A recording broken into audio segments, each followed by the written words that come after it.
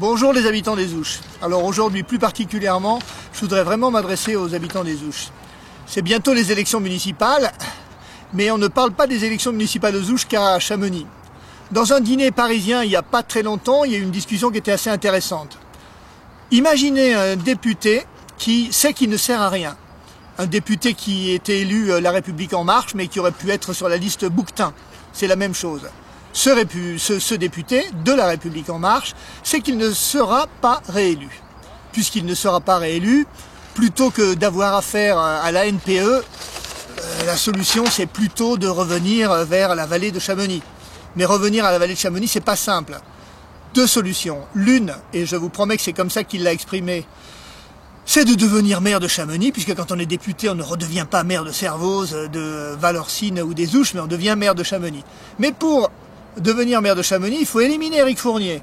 Pour éliminer Éric Fournier, c'est très simple. On va appuyer sur les magouilles de la DSP, que ce député connaît très bien. Ensuite, on va pousser vers une garde à vue, peut-être même vers une mise en examen un jour, rendre Éric Fournier inéligible, et ensuite dire, voilà, je suis député, j'habite à Paris, je suis le sauveur, je reviens en sauveur. Solution numéro 1. Solution numéro 2, c'est à nouveau également la réalité, c'est de la politique fiction où tout est vrai.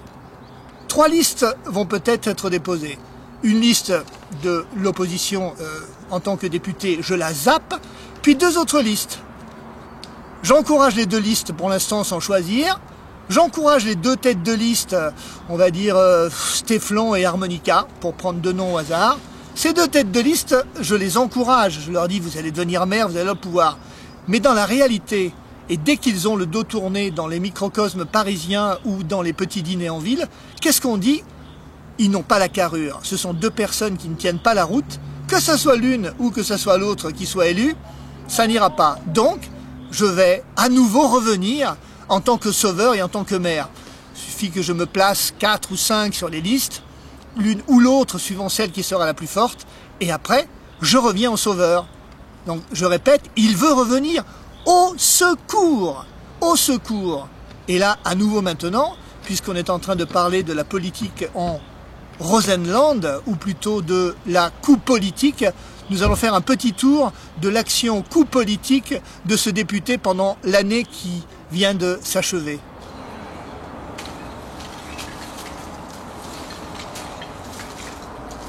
Voilà, suite de mon bilan de l'année Rosenland, on est dans une décharge presque publique, puisque maintenant tout le monde verse ces ordures-là. Il s'agit d'une décharge en plein nature dans la montée de Coupeau qui vient, cette décharge vient des différents chalets qui ont été construits au-dessus avec la bénédiction de monsieur Roseren et monsieur Desailloux et madame Choupin également, bien entendu. Ils ont été prévenus, voilà, 1 an de ce qui se passait ici, il y a 1 an. J'ai même interpellé la gendarmerie pour que quelque chose bouge. Rien à faire. 1 an après, ça devient une véritable déchetterie où les gens qui passent voient que c'est une décharge et accumulent les détritus par-dessus. On a des élus qui servent à quoi? Si personne n'est capable de dire au service on va dégager cette décharge, c'est nul. Ça, c'est... Alors, cette barrière en bois a une histoire.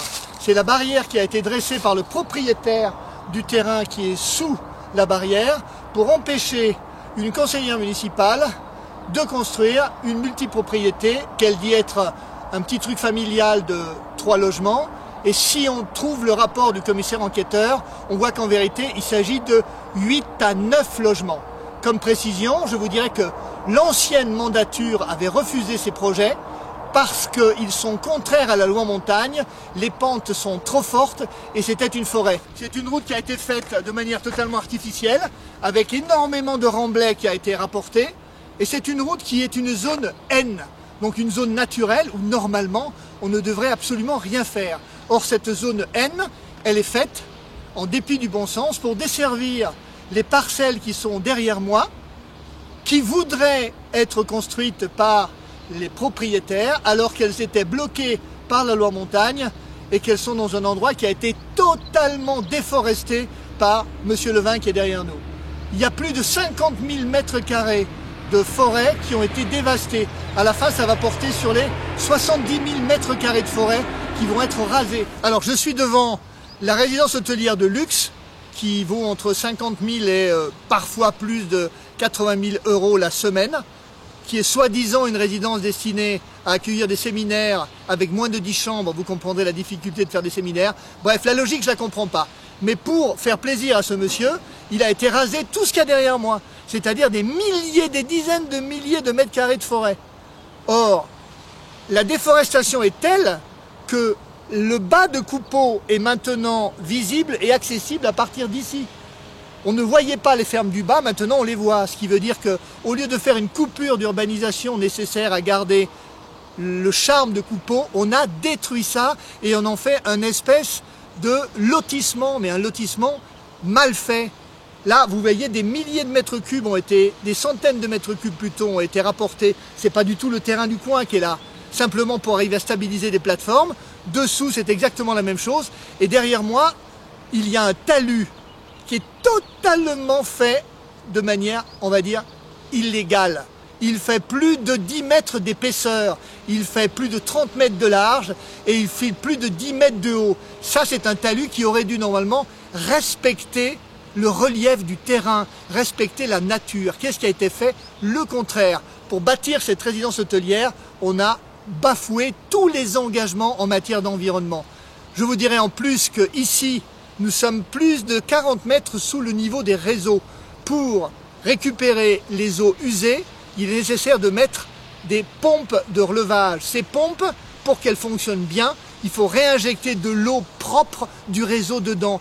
Plus anti-écologique, on n'a pas. Et tout ça, bien entendu, fait avec la bénédiction de Monsieur Roseren, de son équipe municipale, qui est bien contente d'avoir dans ses amis un ex de la bande Rothschild, multimillionnaire en euros peut-être, mais qui n'a aucun respect pour et sa famille, puisque son grand-père avait toujours voulu garder ça abrité comme un endroit charmant de Coupeau, ni pour les gens de la commune qui ont leur forêt absolument dévastée. Voilà, je suis là pour un autre problème également qui a été totalement passé sous silence par Monsieur Roseren pour contourner l'établissement du PLU, contourner le PADD, le plan d'aménagement et développement durable, et faire plaisir à ses amis. Nous sommes à moins de 100 mètres du Christ Roi. Le Christ Roi est un élément patrimonial remarquable qui est en procédure de classement comme monument historique. Les textes m'ont été confirmés par la directrice des services de la communauté de communes et également par la DRAC à Annecy. Donc depuis que cette statue est là, depuis 1935, le maire des Ouches ne peut pas ignorer que cette statue est là. Il donc doit prendre des précautions pour préserver son esthétique et préserver notre patrimoine. Pour ça, il y a un périmètre de protection qui normalement aurait dû être respecté. Bien au contraire, tout a été passé sous silence. Ici, c'était une forêt, elle a été rasée. Un chalet a été construit, 2 autres le seront si les recours n'aboutissent pas. Et nous sommes à moins de 100 mètres de la statue du Christ Roi. C'est un non-respect absolu des termes de protection du patrimoine. Et encore là, c'est malheureux, mais c'est toujours la même équipe municipale, Madame Choupin, Monsieur Desailloux et principalement Monsieur Roseren qui était au courant absolument de tout, puisque j'ai le copie des lettres qui lui ont été adressées comme maire des Ouches, dans lequel on parle de la protection du Christ Roi, et ils n'en ont absolument rien à foutre. Alors, encore un avant-dernier arrêt, nous sommes ici au sommet de ce qui, dans le PLU, est la zone 1AU, zone à urbaniser. Cette zone à urbaniser, le commissaire enquêteur lui-même a dit « Niet ». La zone n'est pas urbanisée parce que les pentes sont trop importantes, parce que le caractère diffus ne permet pas de faire des grosses copropriétés.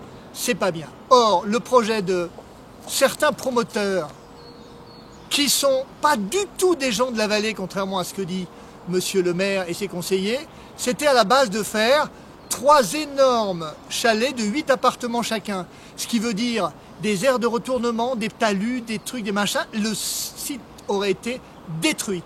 Alors aujourd'hui, ils reviennent un petit peu en arrière en ne voulant fabriquer par exemple que simplement deux bâtiments, mais ça ferait quand même 2 énormes chalets de 8 appartements, le coin serait ravagé également. Donc, voilà, derrière moi, vous voyez, il y a un affichage de permis de construire. J'ai marché sur cette route, volontairement bien entendu, et je partais du torrent. Ce qui veut dire que cette route, le torrent et la route du bas de Coupeau représentent ce qu'on appelle une rupture d'urbanisation. Donc, d'après la loi montagne, dont le principe est l'urbanisation en continuité, on ne peut pas construire de ce côté-ci du torrent et sous la route. Ça, c'est un document qui émane des services techniques de la commune des Ouches, qui ont parfaitement bien fait leur boulot et qui disent « Ce terrain est inconstructible, l'opération n'est pas réalisable parce que, d'après la loi, et tous les articles de loi sont dans le document disponible à qui vous voulez, c'est inconstructible, la loi montagne l'interdit. » Ça a été communiqué en préfecture en décembre 2016. En septembre 2016, le document est communiqué en préfecture, qui le reçoit, qui le tamponne, qui le renvoie, donc il est là. Or, ce document, 15 jours après, une simple visite de M. Mercier, ancien directeur général du marketing de tout le groupe Carrefour, après une petite visite de M. Mercier avec M. Roseraine, tout d'un coup, sans que personne ne le voie, le terrain devient, entre eux, d'abord de manière tacite, constructible.